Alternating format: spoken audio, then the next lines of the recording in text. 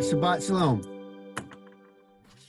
All right, we were last week we were in Hebrews chapter 6, second half of that, and the author seemed to be pushing people. Let me just quote it out of there. Beloved brethren, we expect from you the things that are good and pertain to salvation, even though we speak to you in this manner. He's talking about the previous warning he gave about going back, falling away. And then the Most High is not unjust to forget our works in the labor of our love, which we have done in his name. We have ministered to the saints and still do minister. So last week I kind of left off with saying I wanted to find out about the works of love that people have been doing this week. That way we can kind of learn from each other what it is we're doing now. What is the if we're going to start walking out this salvation, not in the future, but today, tomorrow, this week, what will some of those actions look like? What will some of those decisions look like? So I just wanted to share the floor with everybody and just kind of get an idea of those acts of love, service towards the Father, towards each other, and a mature love. What would that look like? So does anybody have anything to share about that? Or should I just call randomly on Kelly? Ask her of good questions. You're calling on me first. Yes, ma'am. What did you come up with? I have been working, taking care of babies all week and toddlers.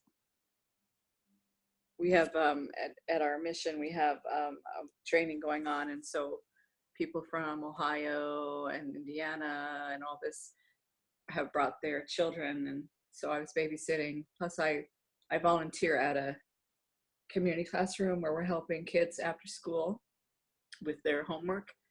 And so we have kids that are from a local elementary school that come every day, and they're from all kinds of backgrounds, you know, broken homes. One mom's in jail. One is suicidal. So the kids are, one of them, the father has died, and so the mom's trying to raise the boys by herself. And so, I mean, we work through a lot of issues beyond school matters, and trying to help them to get along and to behave, and we teach the Bible. So some of them, it's the first time they've ever heard anything that we've talked about. So anyway, that's pretty much it.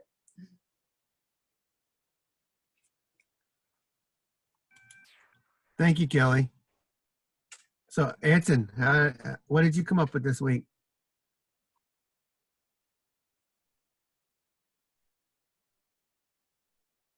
As far as these acts of mature love towards each other, towards the Most High. Well, since I'm the workplace most of the time, I didn't really came up with anything big, you know, but you know how you deal with your workmates. What I try to do is like kind of go the extra mile for them in small things, but several of them. Like for instance, last Thursday, because Thursday the last hours will be our cleaning time, and then instead of just cleaning my workspace, I will go out of my way and clean others' workspace too. And there was one female worker there who has to leave, like take the half day off. So I just approached her and just told her that don't worry about your spot, because I'm gonna clean it for you. And she was just so she's just so happy to hear it. And also when I finish early on anything, you know, I just I just go out of my way and even clean their workspace, scoop up their dirt or whatever. And the thing I learned about that is it doesn't take a lot of effort to make people happy.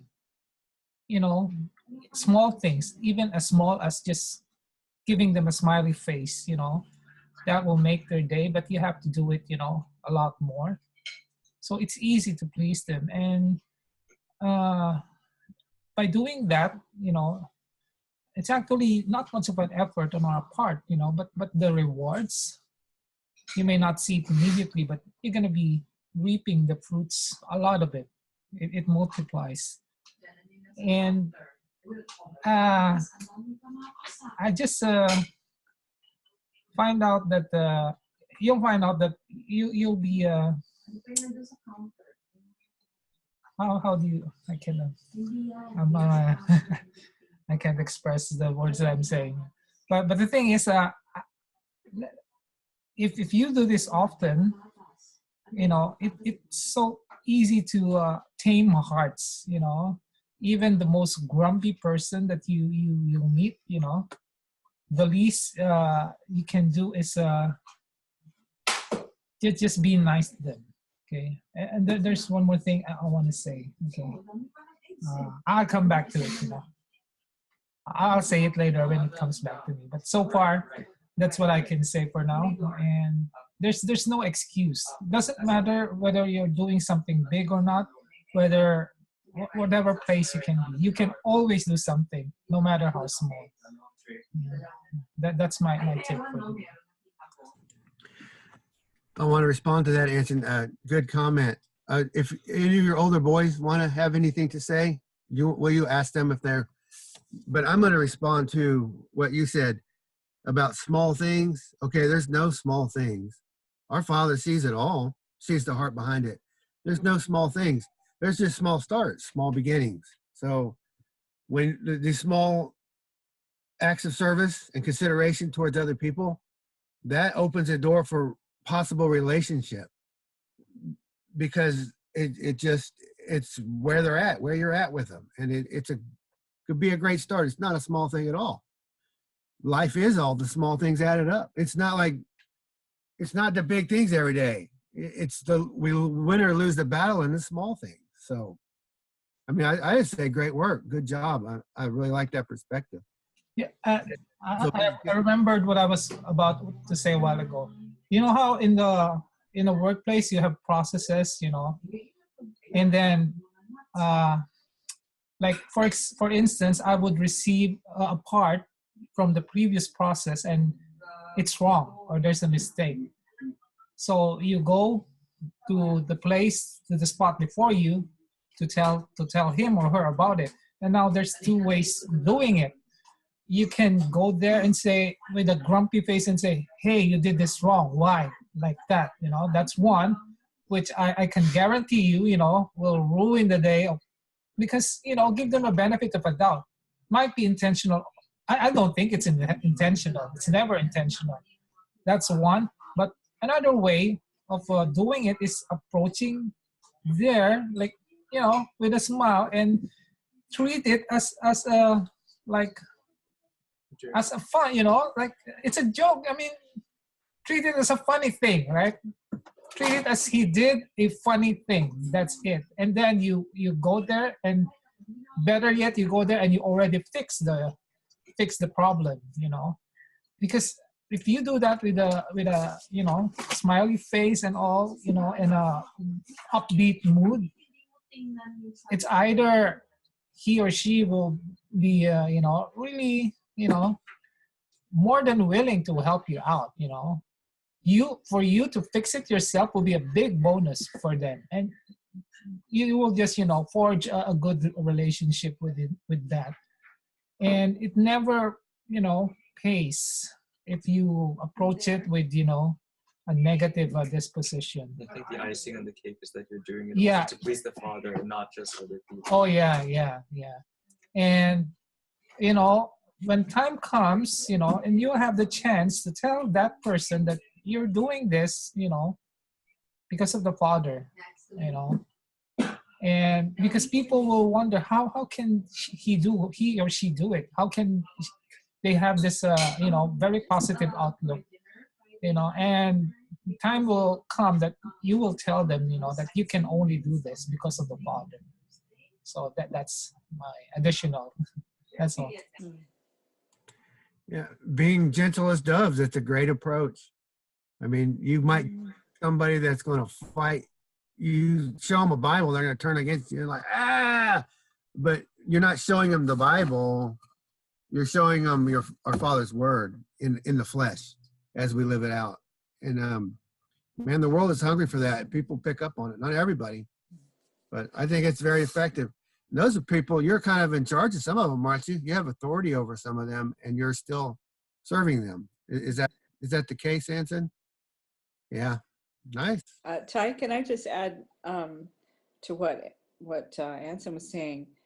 One thing that we try to practice is always thinking, like giving them the benefit of the doubt about someone if we notice something, instead of just assuming, like he said, they did the part wrong on purpose. That's probably not the case, and either they were negligent or they just made a mistake. But everybody makes mistakes. And even just practicing the idea that you don't let negative words about a person, you don't speak them. You try to always say positive words about a person instead of letting those negative words go out into the air, because it has an effect, and affects the people around you. It affects you when you speak those, when you allow those words to be spoken, and even crude words, don't even say those words. You don't need to say that kind of thing. And just trying to make sure that you speak with love and grace. So I appreciate that, Anson.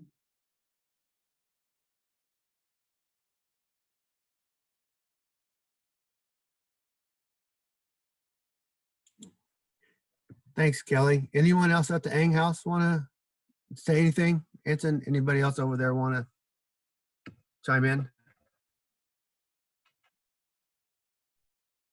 No. Well, George, we know you've been having a hard time at work. I've been opposite everything that's been said that I agree with. I'm just thinking there's some, maybe there still is some good opportunity, but I ain't been gentle as a dove. I've been everything that I shouldn't have been. You know what I'm saying? So, and this is everything I need to hear, because it's interesting. When I'm angry, boy, howdy, everything goes out the window except my anger, and that's what I wish would lead first. Of course, I generally do not have I get it out, and then everything's fine. You know what I'm saying? Let's go on about our business. But I can still see that's really damaging, as far as words are said, and you can't. I know a long time ago you can't take back those words. They take forever to heal. So I'm just assessing, what Anson and Kelly said, and looking at. I'm about 180 degrees from that, and that's got to change, or else, But man, that's hard for me, because I'm just dumb enough to be stupid, as stupid as I can be. You're talking about making mistakes. Man, yesterday was after I got done from work. I thought, man, I'm making it easier for them to walk me out the door with goofy things I've done today, But just. I guess I'll just start over Monday and try to have a good attitude, I kind of do have a peaceful attitude there, but they can still tell, like even one of the big bosses said something, and they put out a memo, a warning not to because they got a lot of people that are disgruntled anyway, and they were calling up threatening people, and now you have to get in the door with the badge, an electronic badge anyway. Long story short, they made the memo, don't let anybody in that doesn't have a badge, And I went, And I asked the secretary, I said, what about those of us that are getting in and are disgruntled? We got a badge. But anyway, that's neither here nor there. But, you know, but that same boss, you know, I said, man, you know, you're looking good. What are you doing? And he had some surgery and stuff because he's real heavyweight. So it's not like I hate these people. I mean, I can do my job and work with them. It's really not about hate, but it is about I'm done with them. But I have to be careful when I'm done with something not to discard it like refuse when there's a baby in the bathwater, so to speak. And that's where I can see right now from the two people previously talking that, boy, howdy, you know, I'm as wrong as I can be, and I need to make that right, you know, and I will. That's not a problem. I love being shown my mistakes as far as that goes, because then I know a direction I can go instead of just mulling in it, especially self-righteous indignation. You know, boy, that's a comfort. That's a big old rocking chair for me. I can get in that thing and groove all day. But anyway, you know, I love you guys, and I appreciate the direction this is going. And that's it. Thanks. Hey, George, I understand you. I know what it's like to be a rageaholic. I've been there. I've lived around it, and it definitely steals your peace. Now, this is just a rhetorical question. Don't answer it. But why would anybody there want to keep the Sabbath? After 10, you know, have you represented our Father's Day off? You're doing the right thing. You're standing up, and I admire that, and it's going to cost you likely. But have you represented as well as you can? And I hope I know I haven't represented well. I'm not. It's not a judgment. We can all do a better job of representing our Father. That's kind of why I want to talk about this. Sure. Where the rubber meets the road. It's easy to believe it in your head. It's another thing to live it. Right. Flesh. So I think you have good fruit when you're here, brother. And I understand anger. It's a hard thing. Was dad? Did you learn that from your dad, your mom? You know, no, actually, my dad was real laid back. But, you know, now, my mom was hothead. Boy, she's a little 5'2" Spitfire to go whoop anybody she saw, no matter. My dad did get on top of her one time and hold her down. He didn't hit her. Now, baby, you settle down. I'm going to go whip her ass, you know. Now, you ain't leaving this house. Get off me. And my dad was 6'4". So, but, yeah, mom was a Spitfire. Maybe I got some of that ignorance from her. Rest her soul. I love her. You know what I mean? You're a Texan, my friend. That's for sure. All right. Hey, Michael. Thank you, George. Oh. So you were talking a lot about love last week. What'd you come up with for us? Who, me? Yeah, you. All you need is love.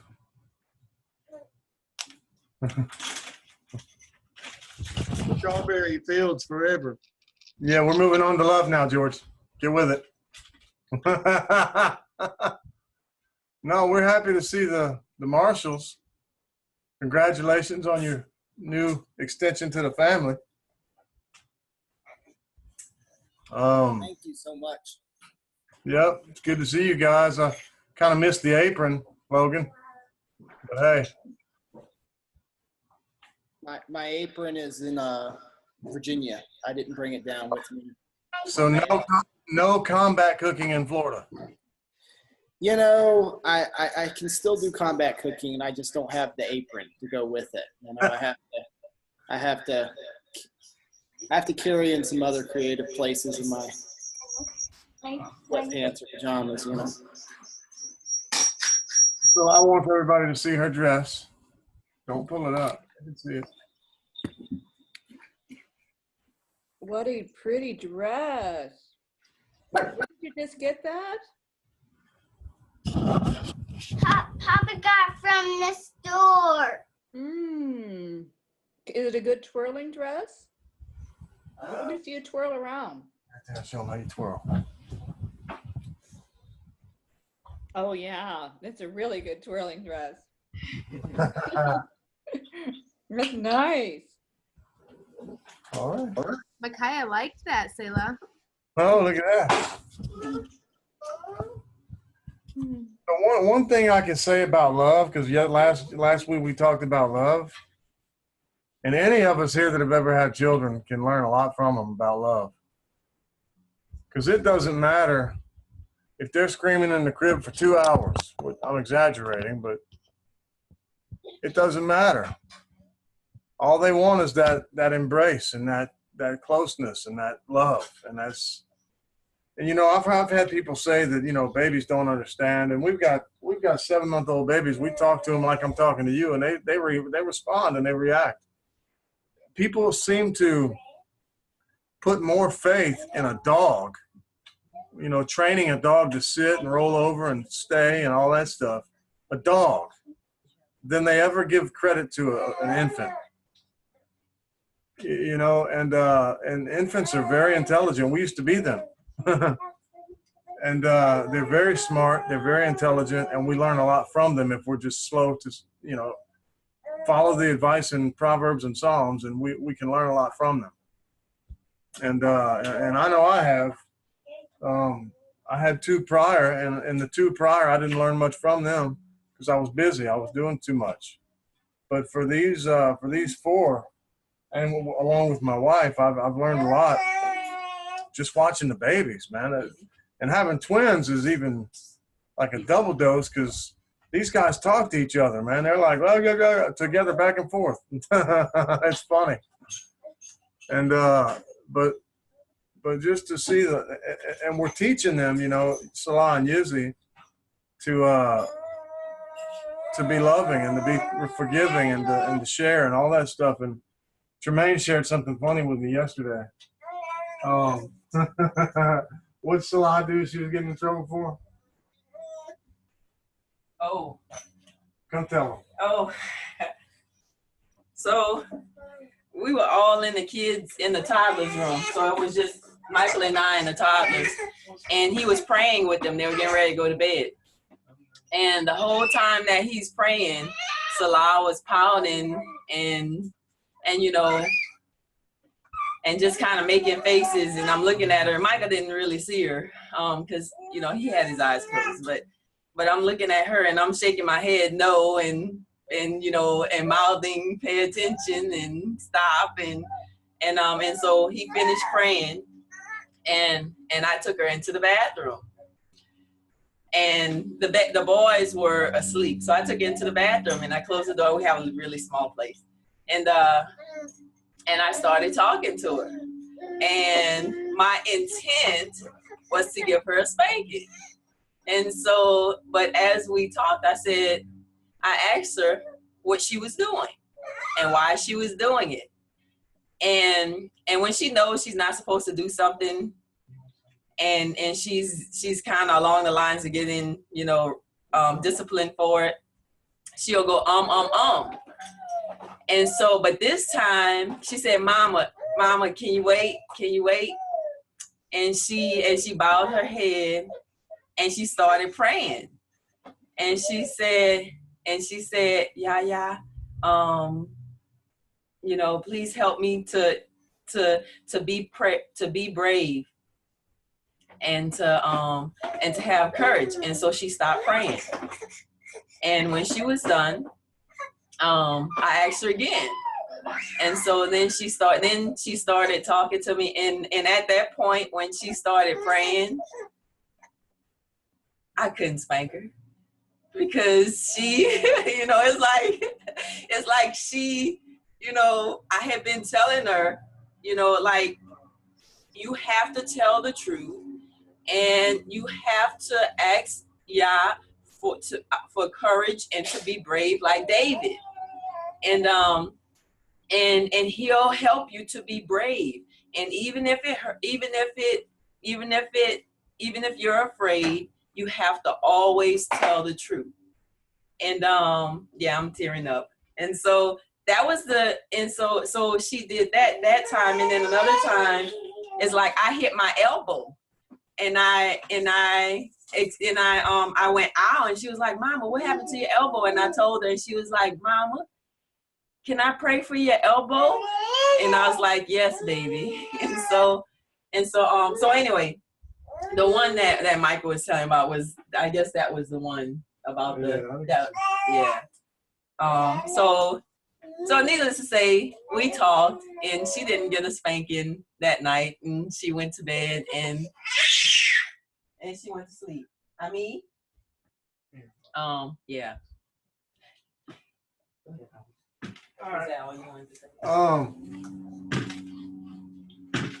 Yeah, so the Marshalls haven't heard, but we're moving to Texas.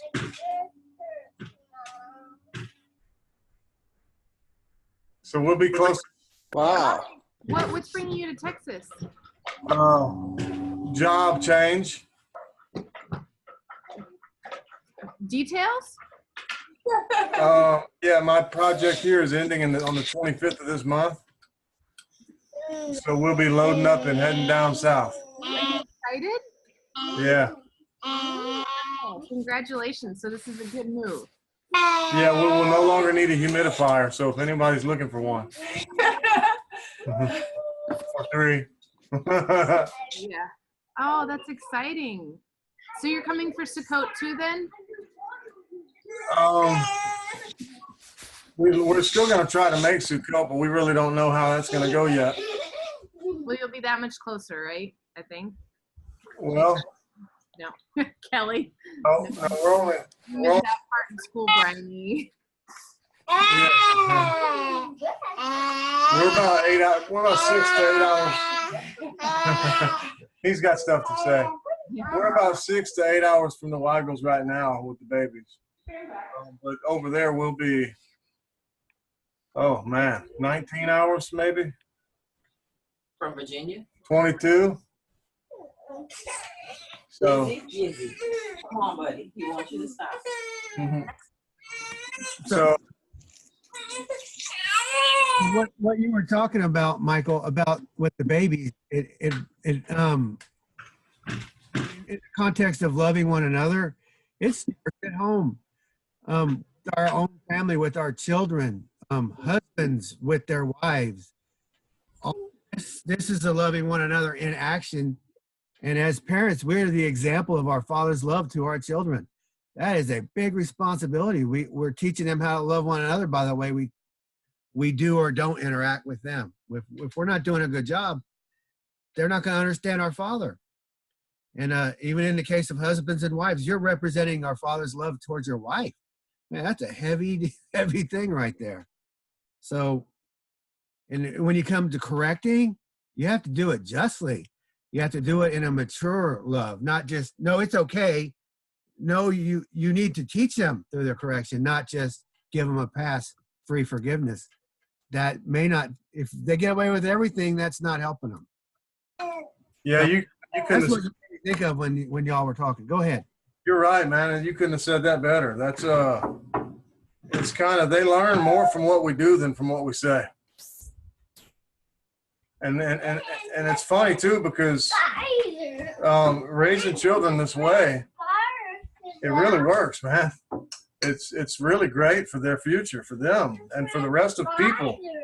And it's like when I hear people at work who are living differently, like living the way I was raised, they complain about their children. They complain about the attitudes. They complain about all these things, but where do they learn it from?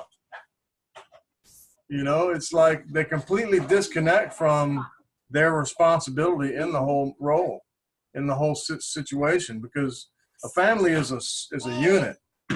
There is no separation anymore in a family. You are that family. That's it. And but there's so much disconnect and there's so much division in today's modern world, not just with the family, but certainly not only with the business either. People spend so much time doing their job at work, and then they come home and they shut down and they're completely isolated. Is typically what happens. You know, it's my this and my that. It's my time to watch the TV. You watch the TV all day. It's my time to watch the TV now. I want to watch my show. I need my, and you can't be that way and then teach your children to share and be nice and this and that, because they don't learn from what you say. They learn from what you do. And so it's really eye-opening for us going through raising children this way. And we're really close. We live in a small place and we're really close with each other. And We share everything. We do things together, and it's awesome. And so, in that model, you do learn more from each other. And you're right.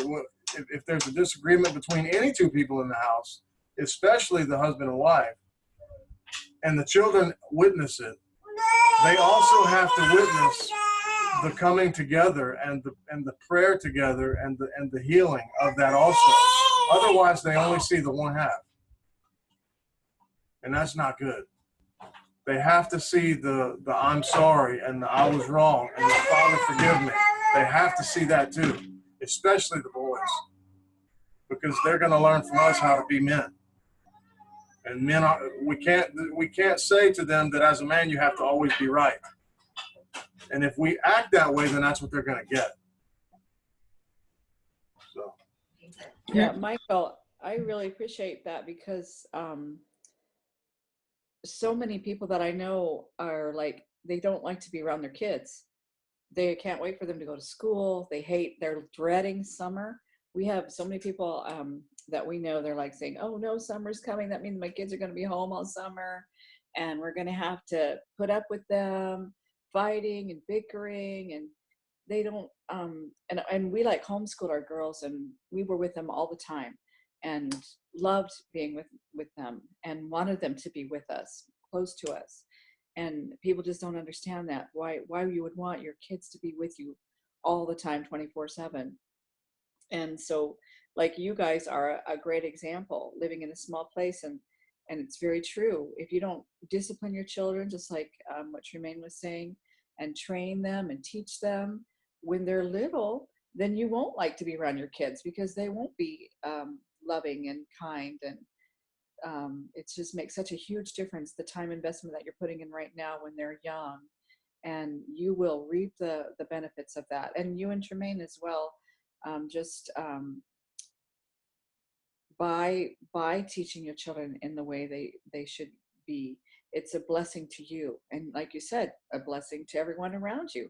As they grow up and go out into the world, they will be a blessing to the people that they meet. Another thing that's really amazing with what Michael's doing is training Selah at a very young age to pray. Because as we notice, most prayers are not answered immediately.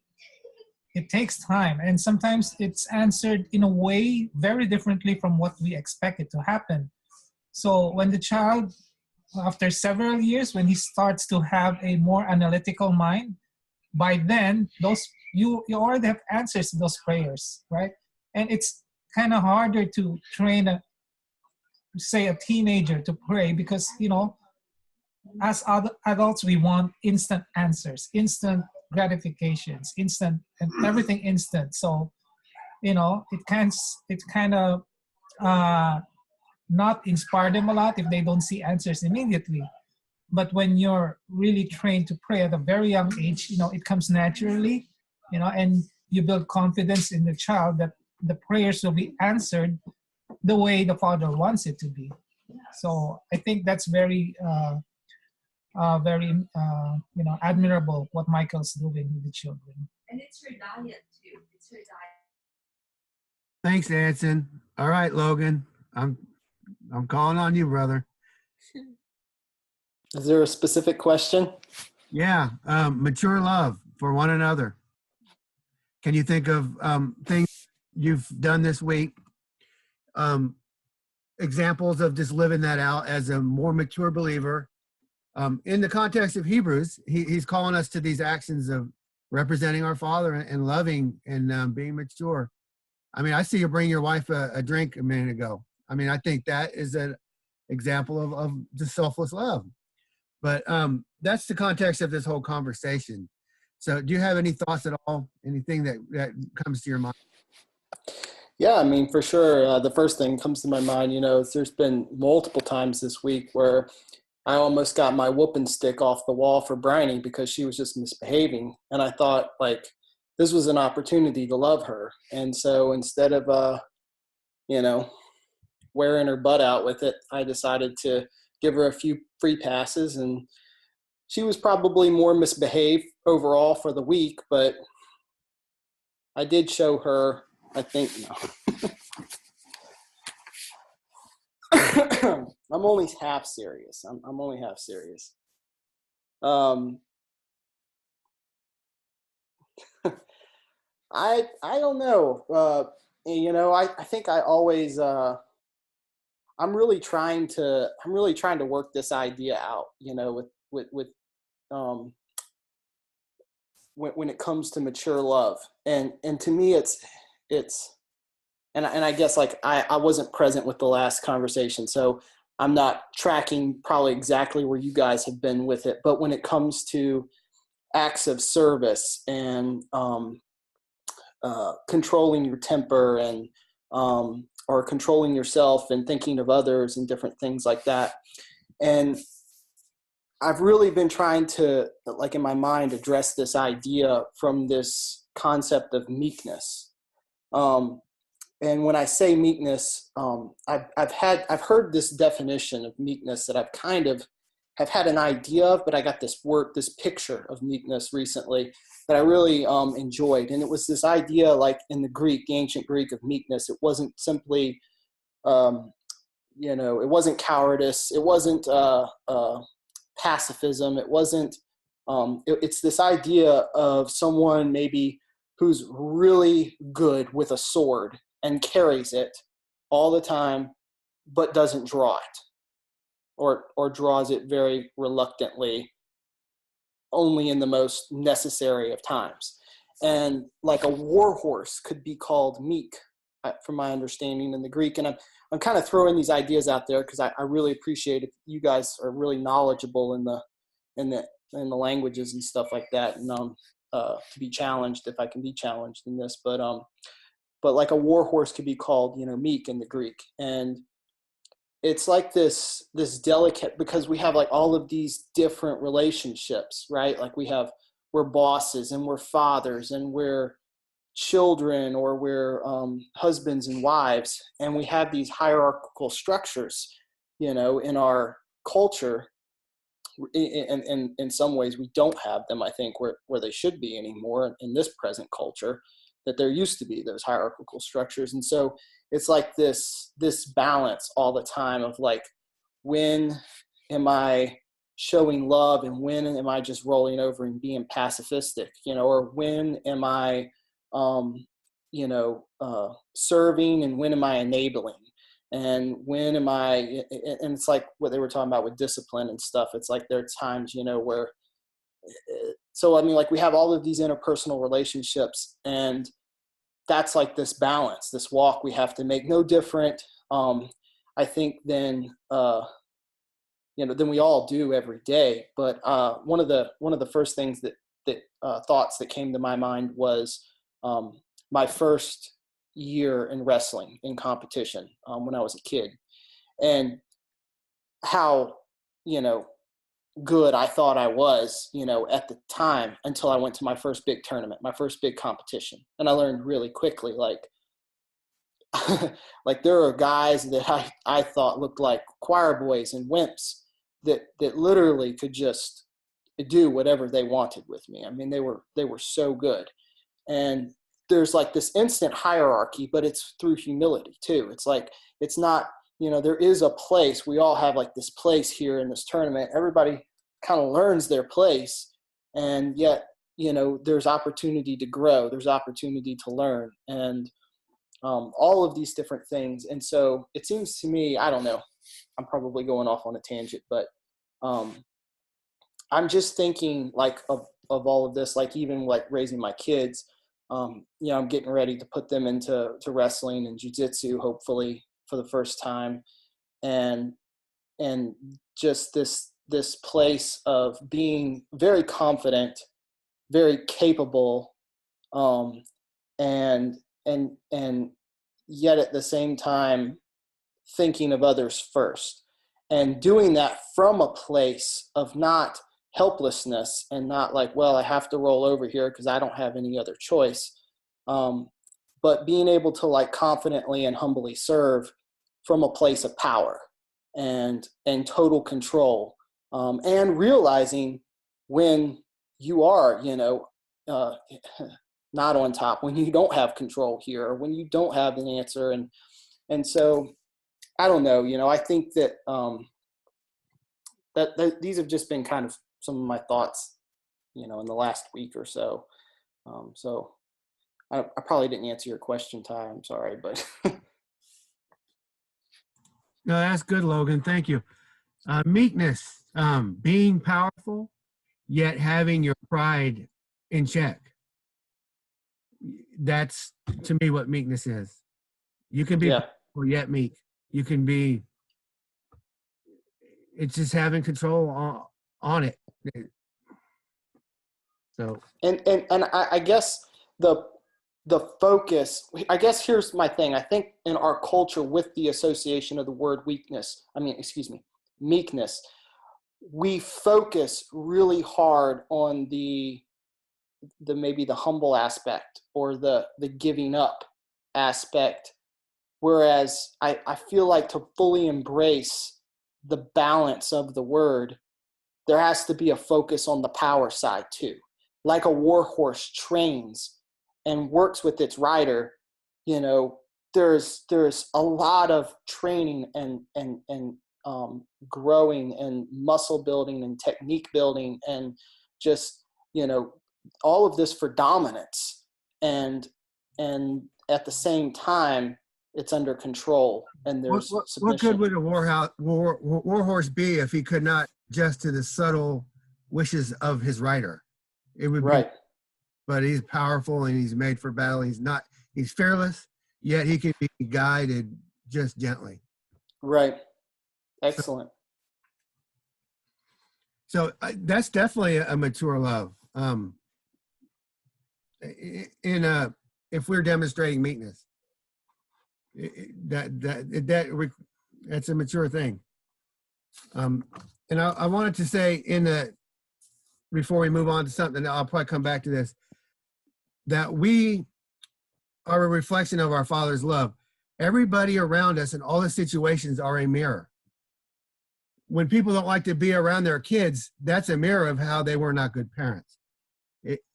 So when I look at the way my family is responding to my desires, I see the mirror and I say, I'm not doing a good job. It's a mess here. It's disorganized, there's confusion, there's anger, there's frustration. Your family is a mirror to how a man is handling. The same with a mother and her children. Your children's behavior is a mirror of yourself. So, and as a boss, like Anson was saying, the way that the people that are under him are responding, are you a good boss or are you a good leader? What is the mirror you see in that? So analyzing love like that, we represent our Father, everything we do. So it's just an important mirror to look at and understand, and it is humbling. So now this will be a tough one to follow up. I'm going to go ahead and call on you, Bryony. You can talk about anything you want. I'm just talking about a mature towards each other, towards our Father. Well, it's kind of funny because Kelly and I were privately texting, I guess you can say. And what did I just say? We were talking about, I don't know, I still have foggy brain, so forgive me, but I wrote,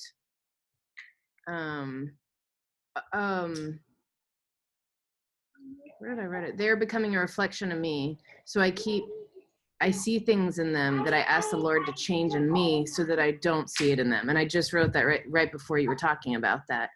We have been away from our home.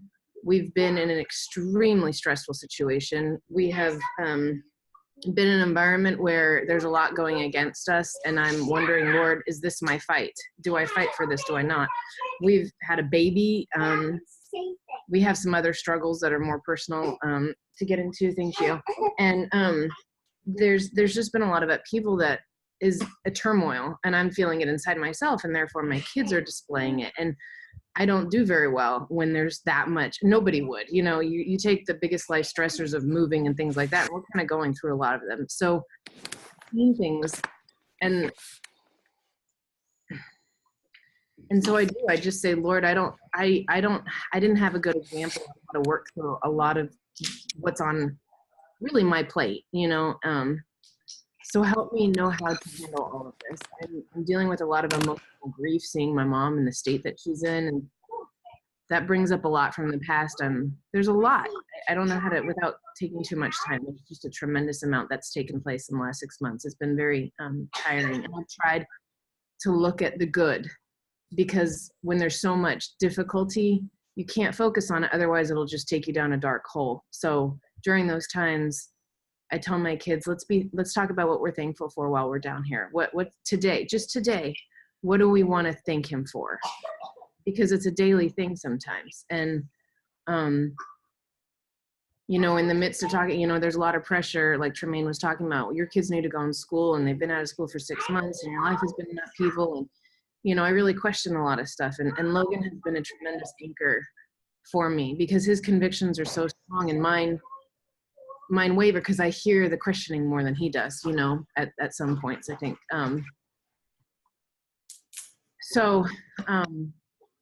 How I show love, I think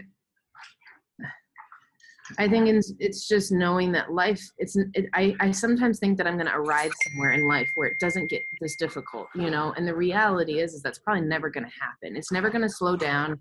I'm not ever going to have so much on my plate. Like, I think there are seasons where we get more of a break, but it's not finding peace when things are peaceful. It's choosing to find peace when it's hell, you know, and to not, I've been in a fighter mentality. Like, literally, I fight sometimes just to create a fight, because I've been fighting for my mom's affairs from people who want to take it, you know, and sometimes I'm like, Lord, is this my fight? But it is, in a way, because she can't fight for herself. Does this make sense? And so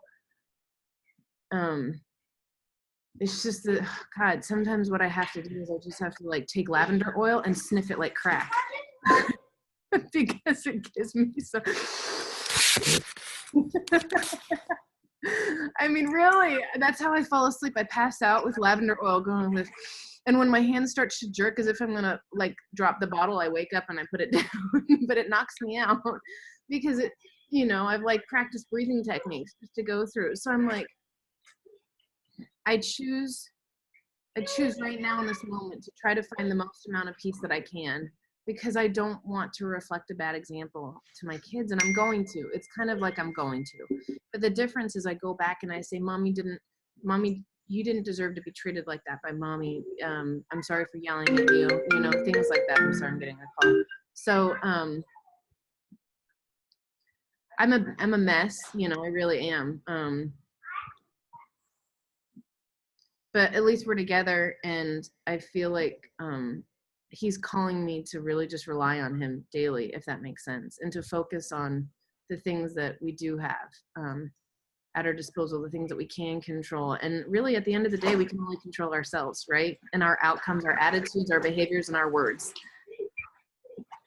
That makes sense. And I'm so thankful. Logan has, you know, you talk about love and displaying love. Logan's, as usual, sometimes, not all the time, but he's being humble. I mean, he has been so incredible during this time. In, you know, after a week of having the baby, I was already helping to pack, and I've never done that before. I was usually in bed or watching Cesar Millan's dog training, you know, with Micaiah, but there's been so much going on, I really couldn't. I needed to get up and move around, and but he's like, no, you need to take it easy. I'll do that. You know, he had a lot on his plate, and it's been a month, and a lot has been on his plate, and he's just stepped up and he just does it, and he's offered a lot of wisdom, tremendous amount of wisdom, looking back and not getting too involved in the affairs of what's going on here. But he's been a part of the conversations, and people are just blown away by his wisdom. And so I just, you know, he talked about wrestling, but I would say that he's demonstrated love in tremendous ways, in service. That's sort of his love language, I think. And he's been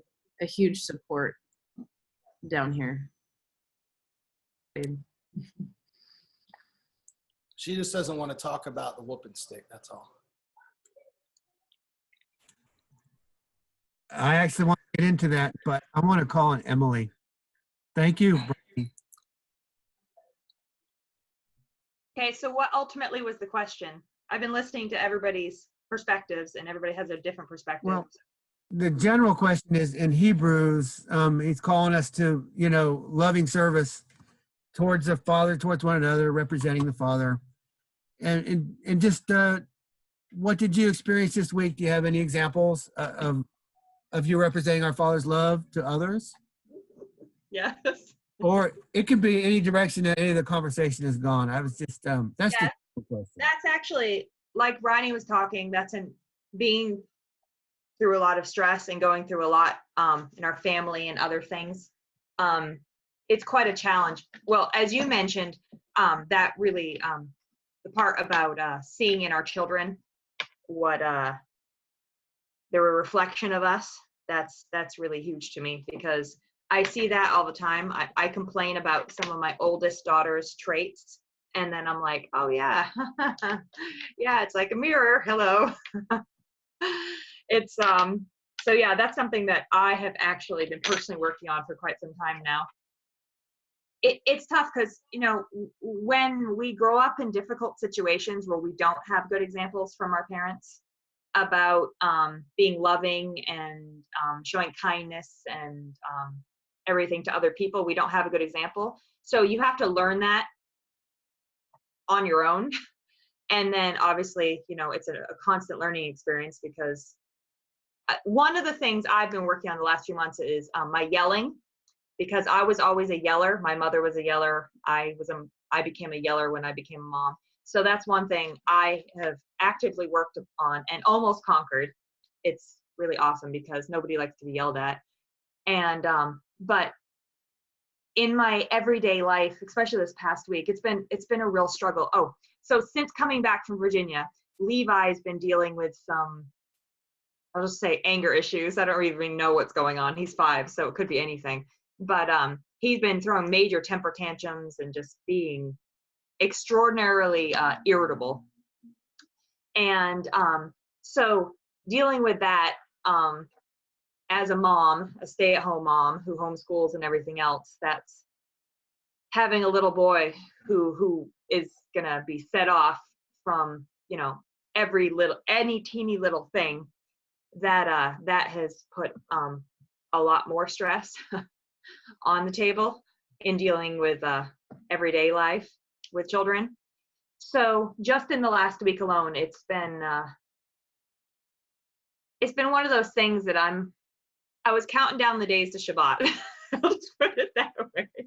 I'm like, it'll be Shabbat, there'll be less on my plate to do, my husband will be home. And then it's a beautiful day outside, so some of the little ones are outside playing right now, which is great. I don't like to, as a parent, I don't like to go, oh my word, only 2 more hours till bedtime, you know, oh, finally they're in bed. I don't like to be that parent at all. I enjoy my children. I enjoy their company, but I find myself doing that when, you know, kids are really cranky or irritable. And self-reflection at that point is important, because I'm like, you know, if it's getting to me that much, the kids acting up and the kids being irritable, I find myself, because, you know, when you get irritable, obviously the kids notice. Even if you're not saying anything, children can read your body language.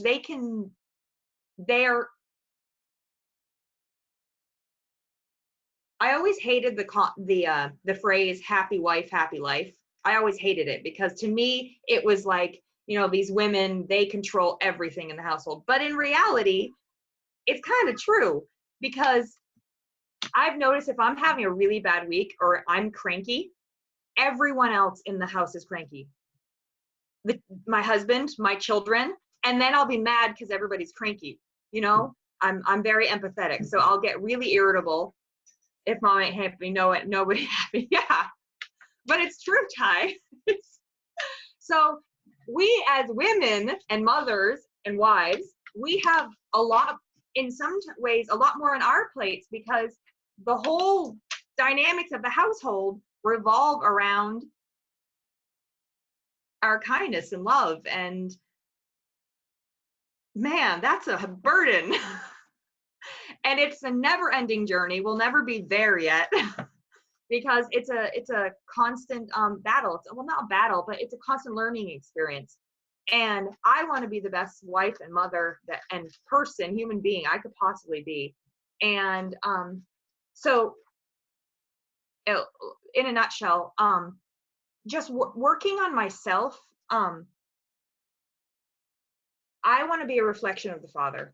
That is something I've wanted to be since I was a little girl. And I used to pray a prayer whenever I used to go to work. Every single day, I'd say the same thing. I'd pray along the lines of, please shine your love through me so others can see you through me, kind of thing. And I haven't prayed that prayer in a while because I'm not working, and I find it, we get comfortable and complacent in our own environment with our children and families and all. But I want his love to shine through me to others around me, what actual love is and kindness, because the world has so little of it. And it starts at home. If it doesn't start at home, where does it start? I know it starts at home because I was raised in a Christian household, but I didn't have that love growing up. So when you don't have it growing up in your household, it's a battle to learn it as an adult. It's a lot easier to learn things as a child and not have to unlearn it and relearn it as you get older. So working so hard in that with my children, and in my circumstances where my husband's not a believer, it can be extraordinarily difficult some days. Finding that balance to show him love, but not that, that's a tough one. That's another discussion in itself.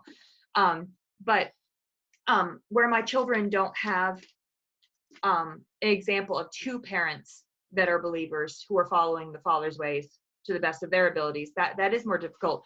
But my husband does believe in love and empathy and compassion and kindness to other people, just comes at it from a just different perspective. But starting at home and never becoming comfortable in where I am and the way I treat people, because you go wake up feeling cranky and you let your guard down, and next thing you know, the entire household is, yeah. Anyways, just kind of rambled thoughts. Yeah. If that says anything, Ty. Nice job, Emily. Thank you. The hour's almost up here, so I was going to call on Kay, and then I want to transition over to Carrie because I think she has an example this week that she wants to share about. So the homework for this week, y'all, is look for the reflection of our Father's love in those around you, and find examples of that being reflected back to you if you have any. And if not, you should, because we're this every day now. Come on, we should be walking this out. I want examples next week of you seeing our Father's love coming back at you. And also next week, I want to touch on this idea of mature love, the whooping stick. True love does reprove, but it reproves in a way that's healing, not in just a punitive way, a punishing way. If we're going to love, we need to correct each other all around it. We all need to be doing better. We need to be examples towards each other. So with that on your mind, we'll talk about that next week. I'm going to call on Kay now, and then I want Carrie to go, and we'll just transition at that point. Kay's been gone, so I bet Kay did her homework. What did you come up with this week? I'm going to go ahead and turn my video off. Okay, actually,